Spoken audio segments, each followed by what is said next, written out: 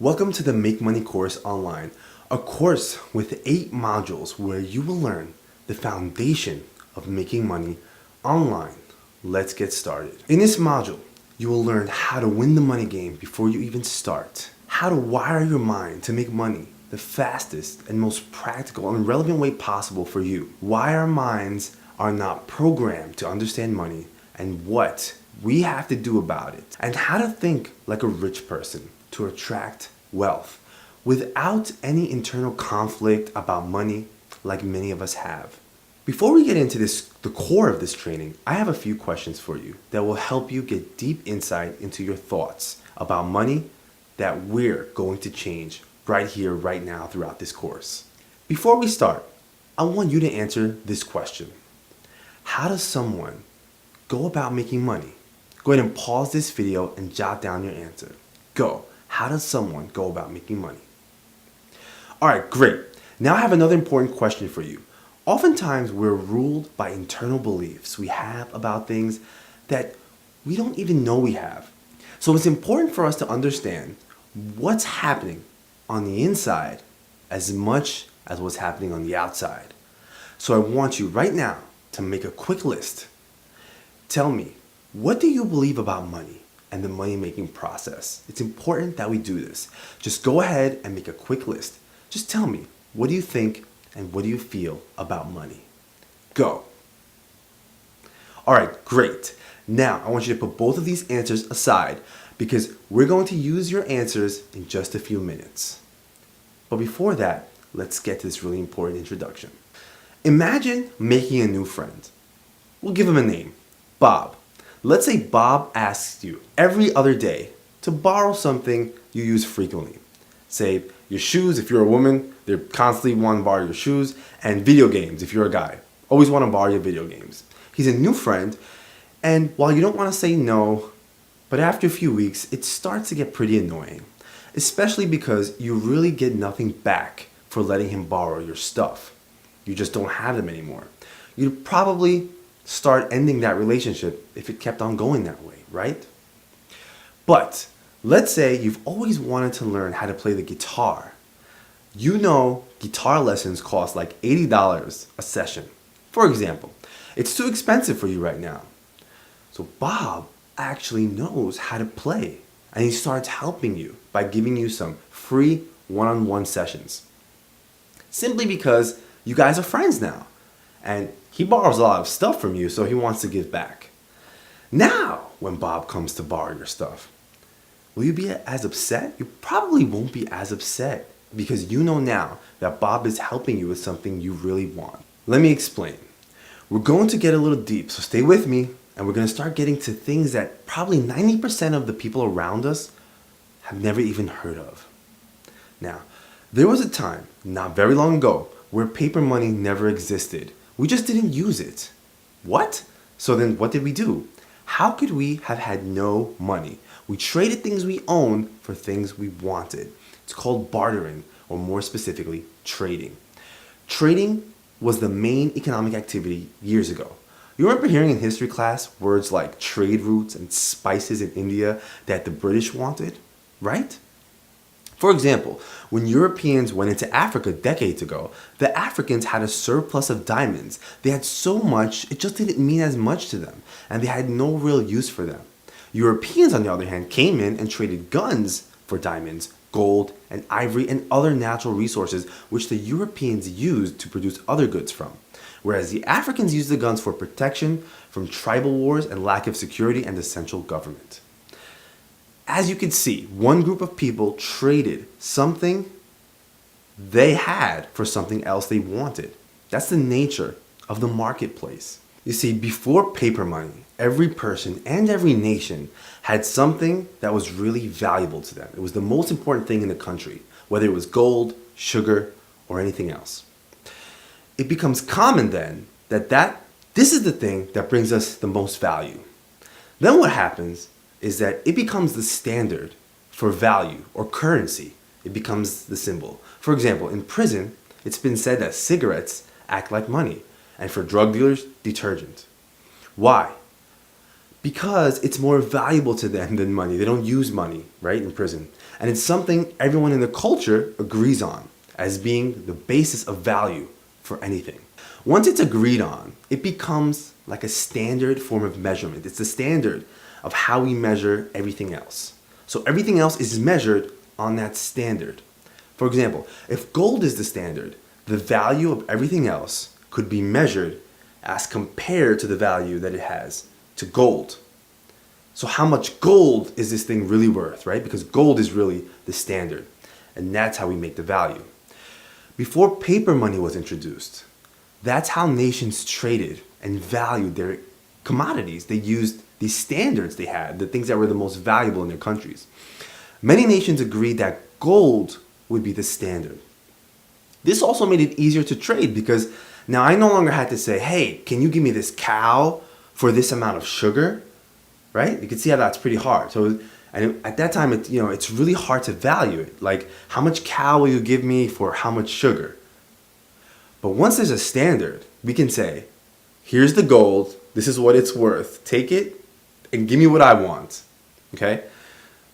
Then you can take the gold and get whatever you want. And then that person can do whatever they want. So the gold standard is like a placeholder for the value that we're exchanging with each other. Just a placeholder. It's the means of exchange, but we're really exchanging something else of value.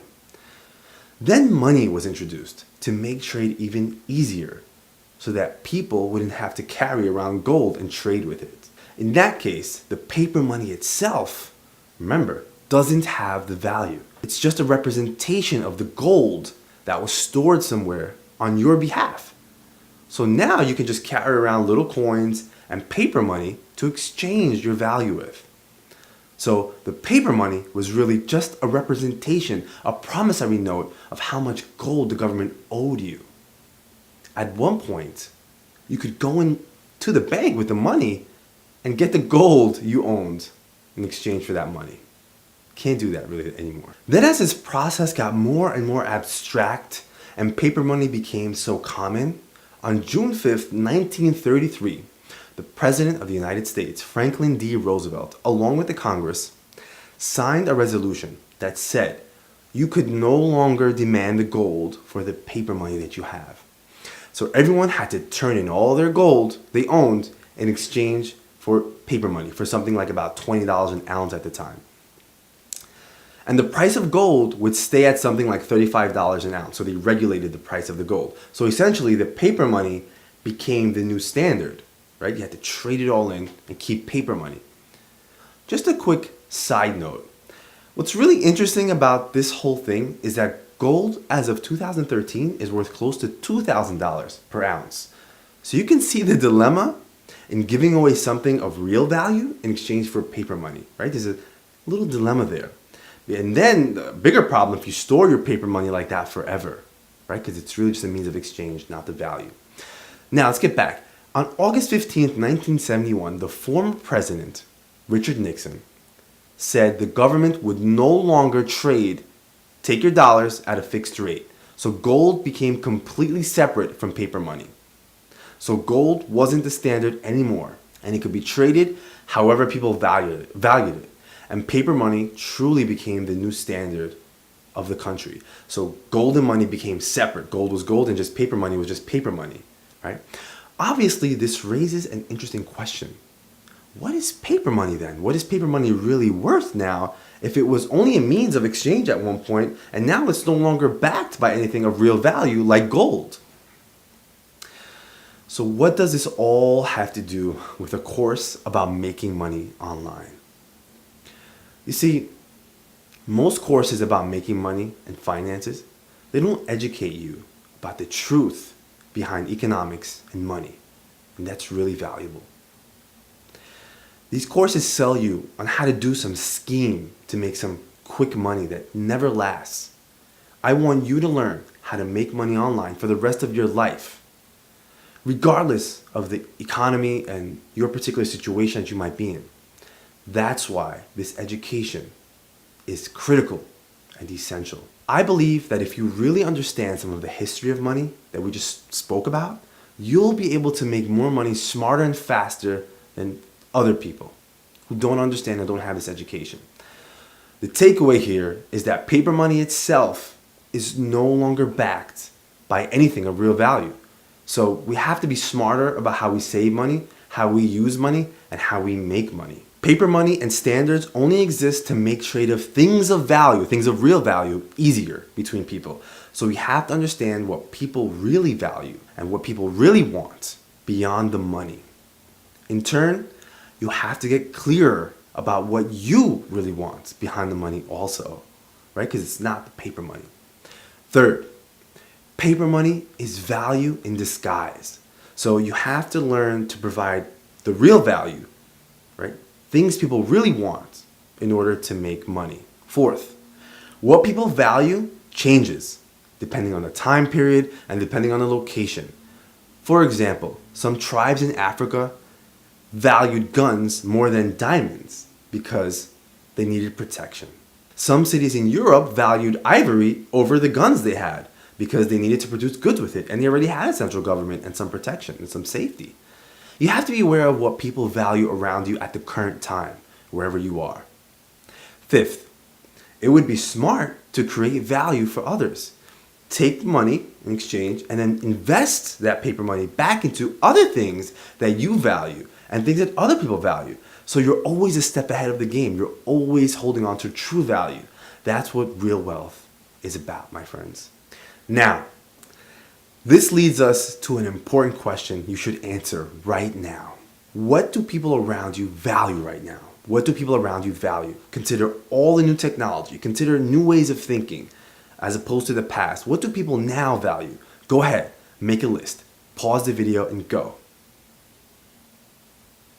All right, good. Now I want you to consider what you value personally. What things do you value? What do you want? And I want you to try to be specific. What things do you want in your life? Pause the video and go ahead and make a list right now. Go. Good. Now I want you to keep this in your mind's eye, okay? These are the things you want to invest in when you make money and the things that you ought to be thinking about when it comes to making money. Okay, I have one more for you.